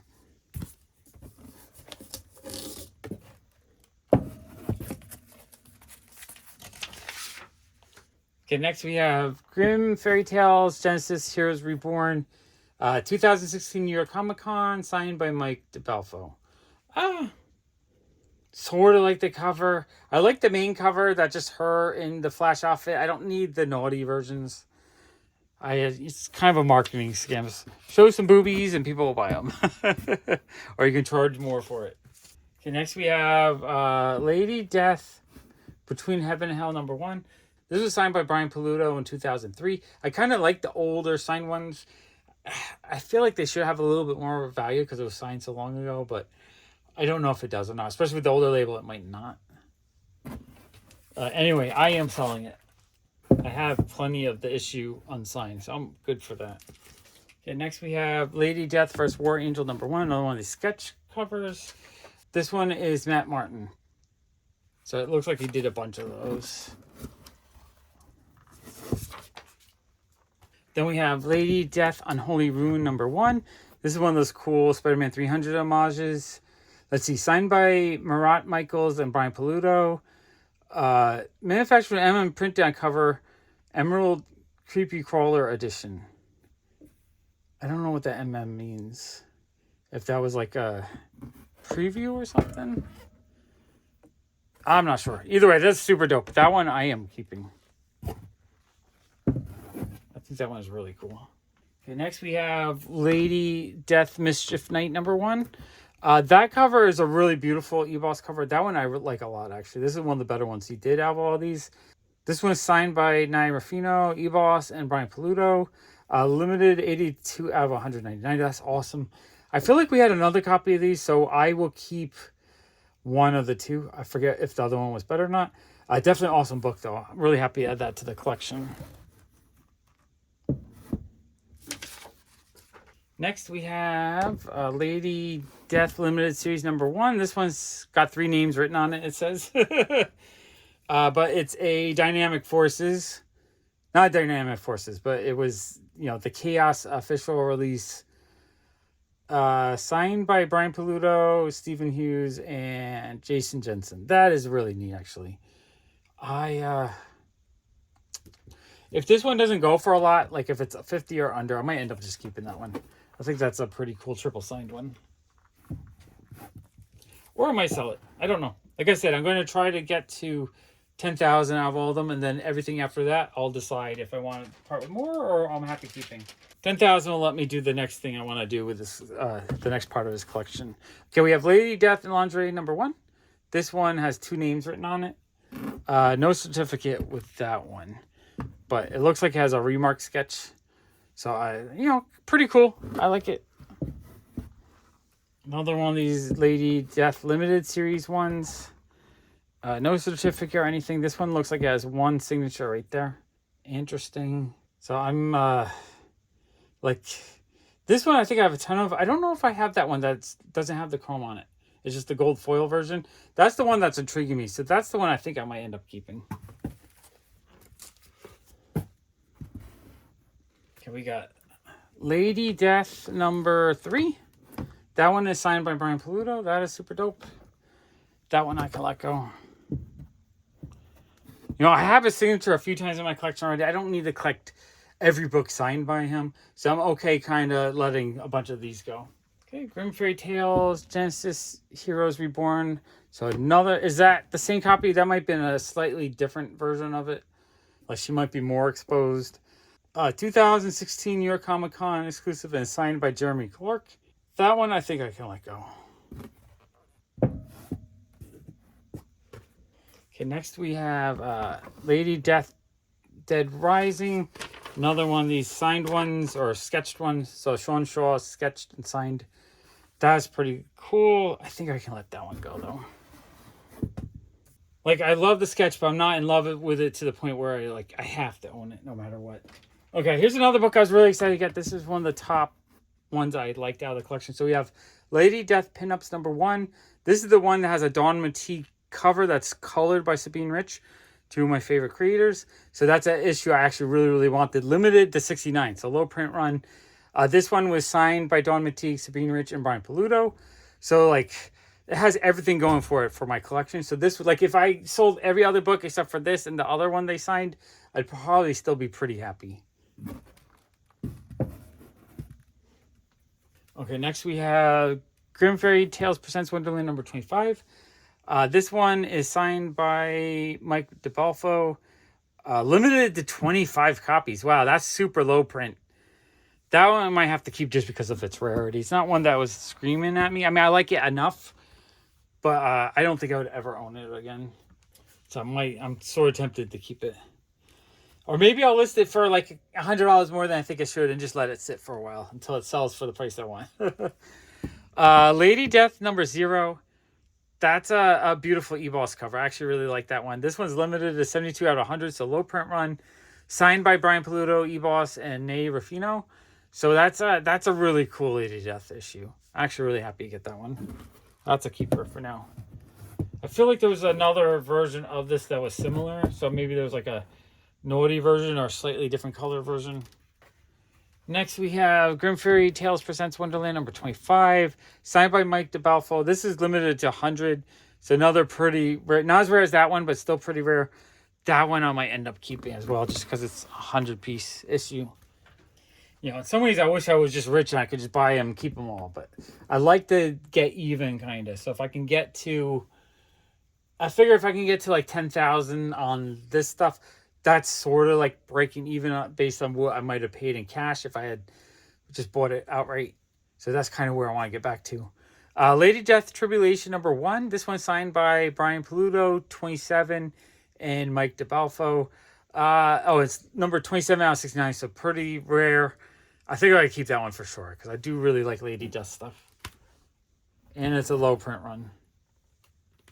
Okay, next we have, scooch this over a little bit.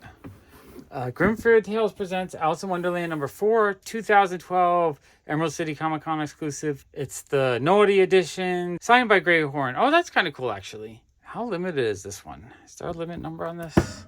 Don't see a limit number. So I'm going to look. If this one is one I can get pretty easily raw, I'll downgrade it. If not, I'll probably end up keeping that one. Okay, next we have Penny for Your Soul, Volume 2, Number 2. Another nude cover by eBoss, signed by eBoss, Nay Ruffino, and Tom Hutchinson. Number 31 out of 100, so low print run. This one I'll be on the fence because, again, I don't really like collecting the full nude covers. And this is pretty nude. Yeah, number 31 out of 100. But it is a rare comic. Low print run on that. Okay, next we have Lady Death Mischief Night number 1. That's a beautiful cover. Really awesome eBoss cover. I feel, did we do this one already? I might have just really liked it the few times I've looked at it already, but I think we actually saw this one already. So there might be one of these I'll have for sale. Super limited, number 68 out of 199. Signed by eBoss, Nay Ruffino, and Brian Paluto. I mean, that's a cool issue. Really happy to get that one. And then final book in this box is Wonderland Clash of Queens number 3. Signed by Elias Chizoidis. It's a VIP edition, so I think it's pretty rare. Not sure how low print run. That one I might sell. Have to research it a little bit. Okay, that's that box. Let's go to the next box. Okay, let's start off in this box. We have Grim Fairy Tales 2014 Halloween Special. It's an awesome art germ cover. Limited edition is $7.50, 9.9. Signed by Art Germ. This is a really cool comic. That one I'm definitely keeping. Going into the collection, we have a Grim Universe number 5. It's a black and white sketch cover. This one is signed by Mike Crom. Black Diamond exclusive, so it's probably a low print. 9.9. Nice high grade on that. High grade. We have Wonderland Down the Rabbit Hole number 5. It's a 9.9, signed by Mike Crom, another Black Diamond edition. That one's pretty cool too. Okay, we have Grim Fairy Tales presents Wonderland number 17.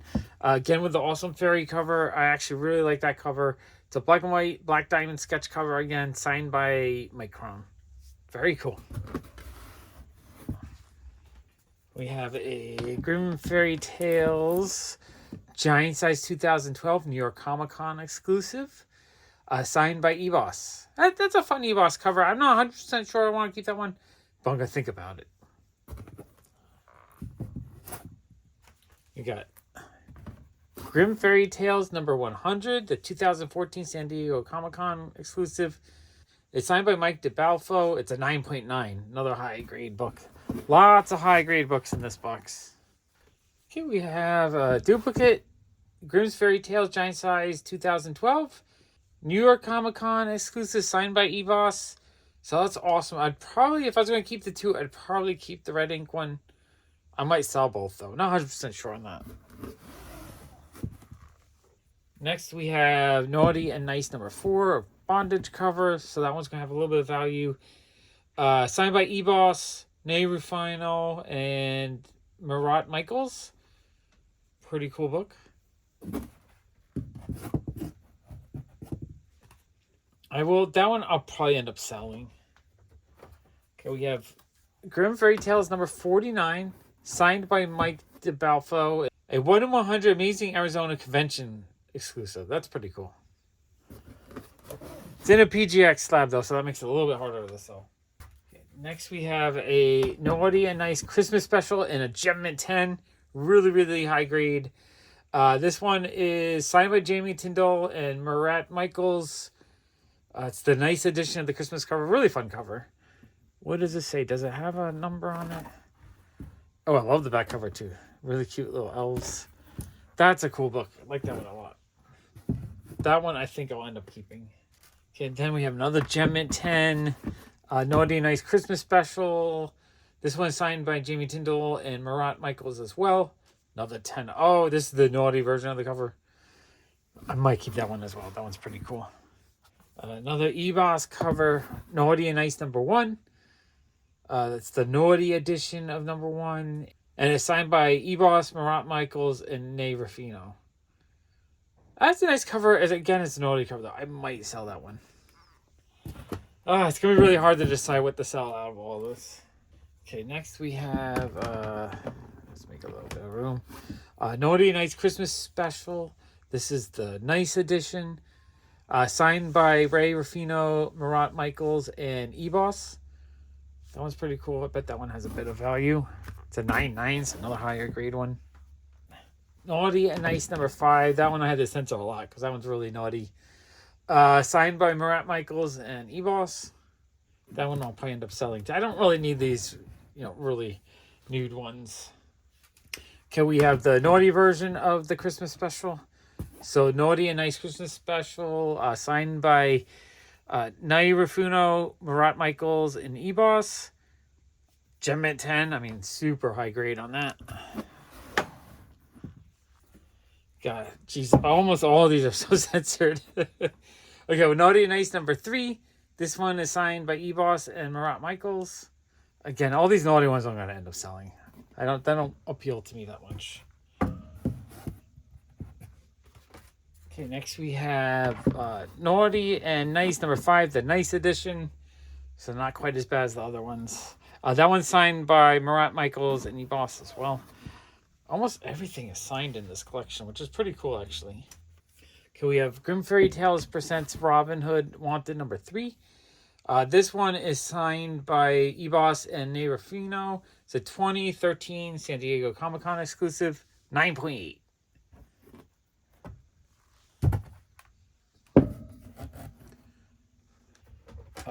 Looks like we have a second copy of the same exact one.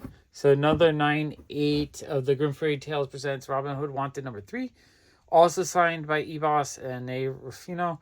So this is a little bit easier if I decide I kind of want to keep one. I have two, so I get to keep one, sell the other. I do like duplicates. Okay, we have a Grim Fairy Tale presents Quest #2 in a 9.9. This is a Black Diamond sketch version signed by Mike Crom. I like that one. That one's pretty nice. I probably will sell it. I don't know. At this point, I feel like a lot of these I'm going to end up selling. I just might put them a little bit higher and just let them sit for a while. That way, if they do sell, I get a little bit higher price. I'm okay because of the higher price. And if they don't sell, it gives me a little bit more time to think about it. Grim Fairy Tales #87. This one's signed by EBOS. Black Diamond Sketch Edition, a 9.9. It's a nice higher grade. I haven't seen this many 9.9s and 10s in my life in one spot. Okay, next we have Grim Fairy Tales presents Alice in Wonderland #1. The Secret Retailer Incentive Edition, so it's probably a little bit rarer. Signed by EBOS, 9.8. Okay cover. I don't love this cover, but it's a cute cover.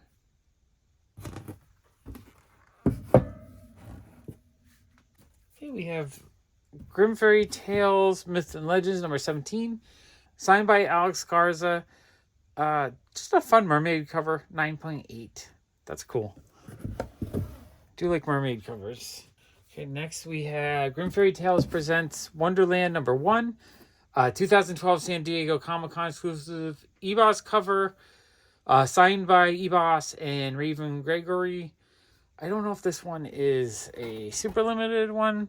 I don't see a limited number on it. I think it's just a con exclusive, so it might be like 1,000 or 2 copies. Next we have Grim Fairy Tales presents Wonderland #9. It's a sketch cover, Black Diamond Sketch Edition, signed by EBOS.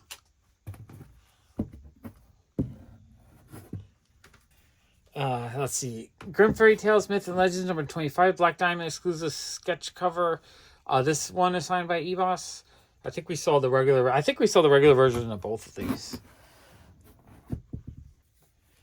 Grim Universe #4, Black Diamond sketch cover signed by, let's see, Joe Brucia and EBOS. That one's kind of cute. I did really like that cover, the other one we saw in full color.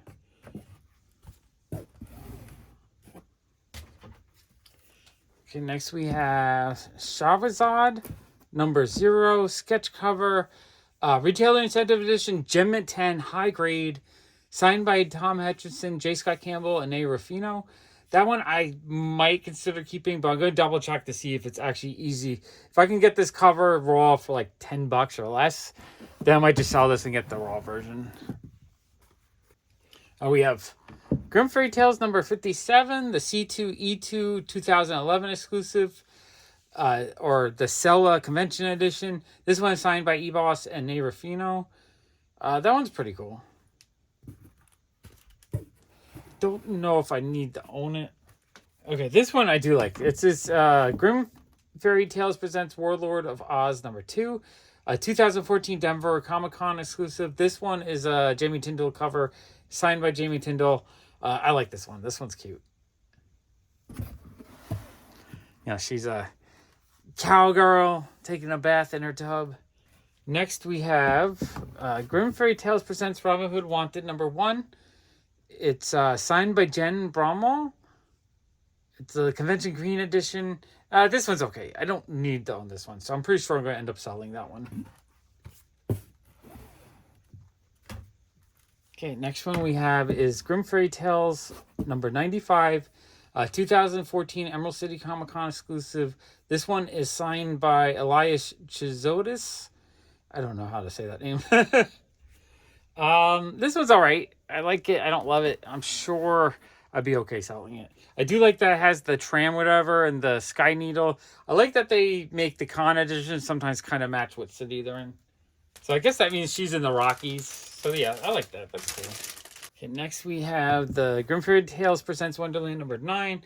This is the Black Diamond edition again. We saw the sketch one a little while ago. This one is signed by E-Boss and Nate Ruffino. I do like this one, but I feel like I can part with that one. I'm going to double check it though, just to see how hard it would be to replace it. Okay, this one I really like. I'm kind of a sucker for a cute girl with a snowman cover. So this is, let's see, Grim Fairy Tales presents Alice in Wonderland number 3. It's signed by Joe Benitez. I do like his artwork a lot, so this definitely is one I'm going to keep. It's a 9.9, so it's a nice high grade one. Beautiful comic, love it. Okay, another one I have to censor a lot. It's the Naughty and Nice number 5, the chocolate edition signed by E-Boss, and it's number 5 of 25, so super low print run. I don't know if I love the cover. That's one I might consider selling, even though it's a low print run. I sometimes I feel like if you make a cover like a XXX cover, it kind of takes away from the comic a bit. And then finally in this box we have Grim Fairy Tales presents Robin Hood Legends number 1, the Salt Lake City Comic Con exclusive, another snowman with a cute girl. I like the snowman covers a lot. I don't know how limited it is, but it is a Gem 10, which is amazing, high grade, and it's a cool Jamie Tyndall cover signed by Jamie Tyndall. So I really like that one. I think that one's awesome. Okay, let's get the last box. Okay, final box. We have Jaja Thoris of Mars number 1, a sketch variant with a sketch by Ken Kelly. That's actually pretty cool. That one I think I will be selling, even though I love Jaja Thoris. I'm not quite in love with the sketch. The Walking Dream Ends number 3 Virgin cover. Let's see. Elias Chizotis signed.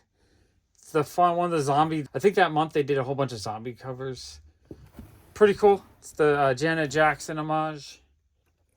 Grim Fairy Tales Holiday Edition number 3. That's signed by E-Boss. It's the Belinda Limited Edition. Not sure how limited. That's okay. It's not my favorite E-Boss cover. We have Inferno Resurrection number 1.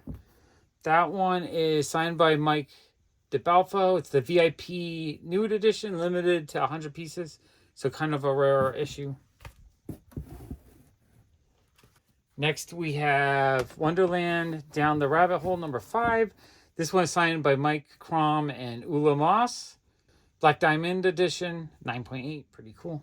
I do kind of like that cover. We have a Lady Death vs. War Angel sketch cover with the certificate. So Matt Martin artwork. That's pretty cool.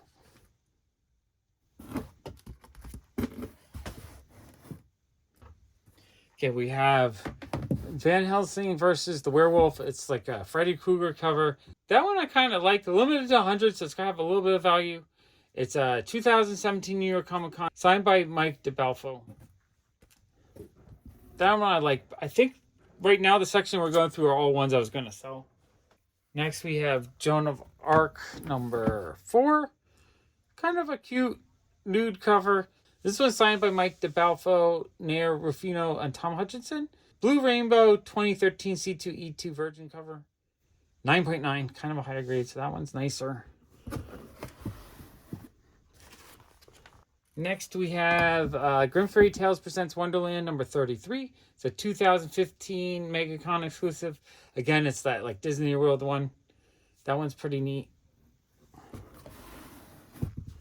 Next we have Robin Hood Age of Darkness, signed by Mike DeBalfo. It's a London Super Comic Con exclusive from 2014. That one's kind of cute. Then we have 101 Arabian Nights Adventures of Sinbad number 1. This one says it was signed by EBOS at Wizard World Chicago in 2008. That's kind of cool. I like that one. All right, next we have a Inferno Resurrection number 1. So it's a VIP edition, limited to 250 pieces. Okay, and then we have the Robin Hood Age of Darkness 2014 London Super Convention exclusive. This one is signed by Mike DeBalfo. So this is the naughty edition. I kind of like these naughty editions a little bit better because it doesn't have to be, you know, naughty nice editions. It doesn't have to be X-rated, basically, to still be enjoyable. Okay, and then we have Grim Fairy Tales Presents Oz number 1 in a 9.9, so a high grade one. This one's signed by Alex Garza. That's cute. I do like a good witch cover. Okay, and then we have Grim Fairy Tales Presents Alice in Wonderland number 1, signed EBOS cover. I think that's just it's the cover B, so that's probably one I can just get for like $5. I don't need to keep the expensive signed one. Okay, my friend Alex said this one's sort of a grail for EBOS collectors. So it's the I Know What Zombies Like, I Know What They Want EBOS cover, signed by EBOS. Phoenix Comic Con edition. It's got the zombies grabbing her. That one's pretty cool. I think that one's like $300 to $400. So that's kind of one of the more expensive rare ones. That one, now we're getting into the ones I think I'm keeping. Okay, we have Warlord of Mars number 1. Awesome J. Scott Campbell cover.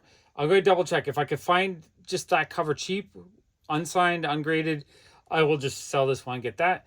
If not, I'll keep it because I do like J. Scott Campbell stuff. All right, this one I actually really like. This is EBOS Presents Mojo. It's a fun pirate cover. Awesome cover. This one's signed by EBOS and JP Ross.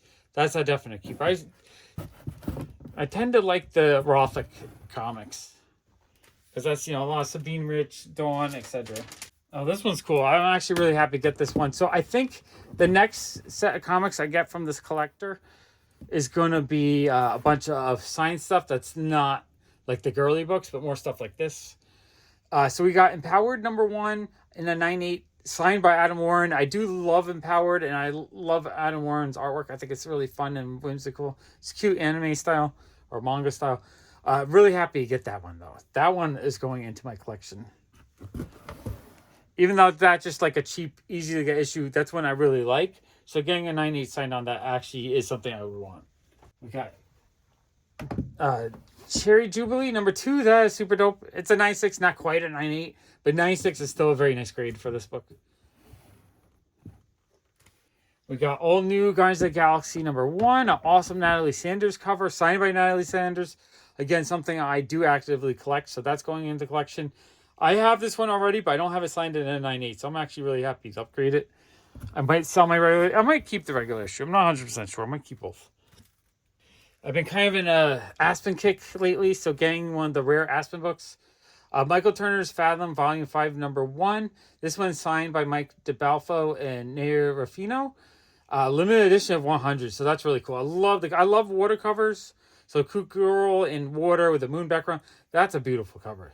That's definitely a keeper for me. Next, we have Tales from Oz, The Scarecrow, number 3. Awesome Jamie Tyndall cover. It's a 2014 Emerald City Comic Con exclusive. And this one's signed by Jamie Tyndall. I really like this one. This one is awesome.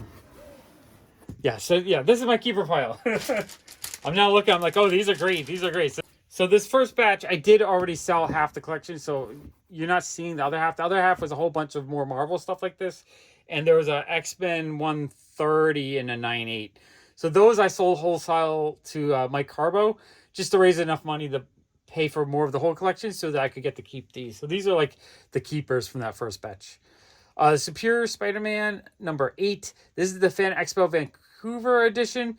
I couldn't really find too much information on this one, so I just decided to keep it because I think it's kind of rare. Whereas most of the other Marvel stuff from that era, I sold wholesale. Okay, next we have the all-new Guardians of the Galaxy number 1. This is the Virgin variant to this issue, signed by Natalie Sanders. That is actually really, really cool. Happy to add that. And that one I think I have already as well, just not as a 9.8 signed copy. Okay, this one, not, by itself, not a super valuable issue. I don't think it's a ratio or anything. I think it's just like a regular variant. But it's Phoenix Resurrection number 1. The Arthur Adams cover, signed by Arthur Adams and Matthew Rosenberg. Love it. I love our Adams stuff. And getting 98 signed of something he did. This is really cool, actually. So it's really excited to add that one to the collection. Okay, next we have a Dejathorus and the Green Men of Mars. A Garza sketch cover. This one's signed by Alex Garza. It's a 2013 Emerald City Comic-Con exclusive. I decided just to keep this one because I do really like Dejathorus. Not my favorite cover or anything, but I do like Dejathorus, so I figure I'll keep that. Okay, next we have Hellchild number 5. The Convention Nights Edition, 2016 San Diego Comic-Con, limited to 350 pieces. I thought it was just a really cool looking Batgirl or Batgirl cosplay type cover. I liked it. I decided to keep it. This one is signed by Elias Chizaudis. I'm saying it different every time I say the name. But yeah, I decided to keep that one. I thought it was cool. Okay, next we have Michael Turner's Fathom Volume 5, number 1. So this is the daytime version of this cover. So it's the moon with the water. Absolutely love it. Signed by Mike DeBalfo and Ney Rufino. Just, what can I say? Limited to 300 pieces. I love a good water cover. So I thought that cover was amazing. And I do love Aspen books. I've been trying to collect a lot more lately. And then the final book of this lot, we have the Aspen Splash 2017 Swimsuit Spectacular. Another cute water cover. It's an EBOS cover. I actually like this EBOS cover. Like, this is, it's like R-rated. It's not maybe PG-13 rated. It's not X-rated. You can have an almost naked cover like this. To me, that's a lot more appealing because it hints at the nudity without being full-blown. So it's not X-rated. And I think just design-wise, it just looks like a nicer cover. This one's signed by EBOS and Ney Rufino. I like this one. This one is really nice. Okay, so that's all the comics I got in this trade, plus a few that I had bought before this trade. Hopefully I get another giant batch from this guy in a few weeks. I have to figure out how I'm going to pay for it, so I'm going to be trying to sell a lot of stuff in the next 2 weeks. And I guess let's see what Jason's up to. I think he's been picking up some comics. Hey, it's Jason here in Atlanta again. This past weekend was time again for the Atlanta Comic-Con that they do every quarter here, which is awesome. I love going there and just getting the cheap books I can, filling in holes, finding weird stuff. And this time was really no different. I got, a whole bunch of just regular fillers that I won't talk too much about. You can see what they are. I mean, there's great stuff that will fill the holes, but maybe it doesn't need its own conversation. And then I also got, here's some other things here. I got a handful of bronze Marvel stuff. I like to listen to this podcast called Marvel by the Month, where every podcast, every week, they discuss all of the comics that were released by Marvel during a specific month, and then they work consecutively. So we're now in 1976. It's getting very hard to keep up. It's not actually all of the comics. It's not the reprints, and it's not. Their criteria is it has to be something that Spider-Man could reasonably appear in and is on Marvel Unlimited. But I still like getting, when I can, I like getting hard copies to read along. And so these are all ones that we're either going to talk about really soon or, coming up pretty soon. So I've got, a Marvel 2-in-1 with Thing and Spider-Man, Black Goliath #5, Marvel Spotlight with Star-Lord, and then also with Captain Marvel. Keep in mind, all of these, by the way, are between 50 cents and $2. I did not pay for more than $2 for any of these. I got this Command Review Volume 1. I have a later volume. This is, from what I can tell, it's essentially a compilation of one of the ongoing, like the main ongoing story from the Albedo magazines, which will be good to have. This is the first of them too. So that'll be good to have because I've read them sort of piecemeal and it's very hard to keep track. It's very complicated. Even though it's got like little furry people, cute cats, it's still very complicated. And then I love, I love Black Mirror. So this was #1 of a spinoff, Colonel Weird, Cosmagog. And I've sort of decided that it's really Dean Ormiston, I think is the name of the artist who did the original Black Hammer. It's mostly his artwork that I really took to, I think, with this stuff. So I tend to stay away from things that aren't from him. But this is Tyler Crook, who did, I guess, Harrow County. And he also does a YouTube like live stream where he just draws and chats, and he seems like a cool guy. So I thought I'd get that. I'm not normally the kind of guy who gets the dirty comic books, but you also don't see them very much in dollar bins. So I saw these. It's Case Morgan, Gumshoe Private Eye, and I thought I would get that $1 a piece. And since I never see it anywhere, I got all the ones that they have. So there's 2, 3, 4, 6, 7. I'm not going to show you the covers too much because they're kind of dirty. And then when I got home, I opened one of them and looked at it, and I kind of regretted getting them. It's a little explicit, but it could be fun still. Maybe I didn't need all of those. Children of Fire #2. I had gotten #1. This is a Richard Corbin thing, so always love seeing his stuff, especially here in color. A big stack of Dark Horse Presents. I think these came out to like 50 cents each, which is the best price to buy Dark Horse Presents at. It's a hard series, I think, to commit yourself to completing because there are so many of them. But a lot of the stories continue, and there's always cool stuff in here. So I'm gonna go ahead and try it, and if they're 50 cents or less, that makes it just that much easier for me. Dracula #1 from that new Skybound run of all the Universal monsters. This is a James Tynion one. I've got, I think, 2, 3, and 4, so this now finishes the series. Can never not get EC reprints for cheap enough. Another 50 center, I believe, for this. I mean, I get the original ECs too if I saw them for that cheap, but you just don't. Firestorm Volume 2 #1. $2 for, it's not great. There's a little like water damage. It's a little wavy, but still cheaper than you would normally get it. I've already got the G.I. Joe, the Skybound G.I. Joe #1, but this was just like for $1. It's one of those later printings. And look, it's Cobra Commander. See, so I could be Cobra Commander. So that's kind of cool. I'd do that for $1. Here's, Harvey was one of Marvel's attempts to steal Archie away from Archie, and I guess maybe even Harvey Comics. I mean, it's right there in the name. I think there are only 6 of these, and this is #5.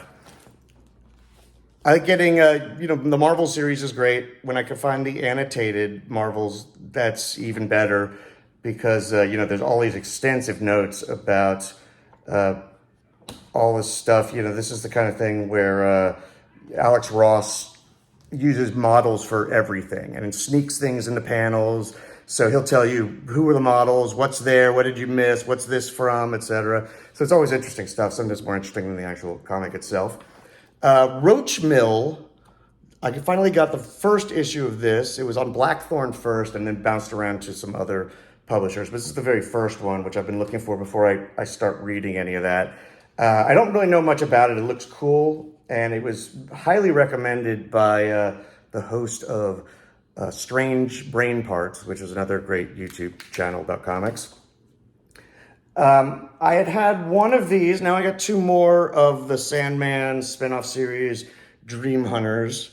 Neil Gaiman. It is Neil Gaiman. I know that. But it's also art by P. Craig Russell. So regardless of what you think of the writing and the writer, it looks beautiful. So happy to have those. And for $1.50 each, I got a couple of Shanna the She-Devils, number 2 and number 3, not in great shape, but still to have those, it's awesome. I can go next to my cat books, and maybe someday I will have all of those briefly lived female-led Marvel comics of the early 70s. Star Reach Classics, number 2. I'm putting all those together as well as the original Star Reaches I can find. So everything will be duplicated, but I just like to get those. This was something, Strange Tales, that I'd seen all the time, and it looked a little silly. I didn't really know anything about it, but only recently found out that it was like a weird period where Marvel hired a bunch of underground cartoonists to do Marvel stories. So they're anthologies, and they've got stuff by people like Jim Rugg and Peter Bagg, obviously that cover, Tony Millionaire, Matt Kent, Jeff Lemire, like all my favorite people, the Hernandez brothers. So I got that issue, and then I also they did a second volume of it, so that's the first issue of the second volume. And because they're anthologies, I think it's okay to just, be able to read individual ones. Always trying to get these things from the Eclipse anthology, horror anthologies, sci-fi anthologies, genre anthologies, I guess you call them. A bunch of issues of Uncanny Tales from the Grave. This is, I believe that's reprints of timely 50s stuff. And then Weird Wonder Tales too, which essentially identical, I guess. More reprints. I don't know much about this. United States versus Murder, Inc., number 1. I read the first arc of Powers and thought that was pretty cool. So this is the same team. Brian Bendis, right? And David Oeming, Mark David Oeming. I don't know. So a bunch of people with 3 names. But so it's number 1. I thought I would try that. Maybe the most obscure thing I got was this Vampire Rock one-shot. I get it because it's black and white, and there's a guy with a guitar on the cover, a cool Rick nonetheless. And it looks interesting. And then this is something I always see around, and in a prior life I was a lawyer, so it always sort of intrigued me how you could combine law and comics and not just be Matt Murdock. So I think this actually started, they printed these as strips in a National Law Review magazine or book or something. So this is the first issue collecting some of those. Zenescope Tales, number 1, first print. This is where Cadillacs and Dinosaurs I guess this wasn't their actual first appearance, but it's their first solo magazine. They later changed the name from Zenescope Tales to Cadillacs and Dinosaurs. So I watched the cartoon once to see what it was all about and was not particularly impressed, but I want to try the comic. Why not?